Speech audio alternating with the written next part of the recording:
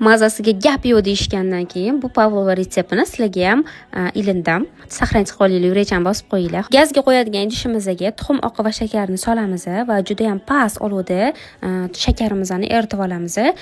Qo'limiz bilan tekshirganimizda bilinadi va mikser idishimizga solib yaxshilab ko'pik bo'lguncha ko'pirtiramiz. Kraxmal va vanilin qo'shib turib yaxshilab aralashtirib, mishokka solamiz. Nasatkada shunaqa shakl berib chiqarib olamiz. Gaz pechida 90 gradus tepa-past yoqilgan ventilyatsiyasiz rejimida pishirib olamiz. To есть quritib olamiz. Tegini shunaqa quruq bo'lib berish kerak. Usti qattiq, ichlari esa yumshoq bo'lib pishadi.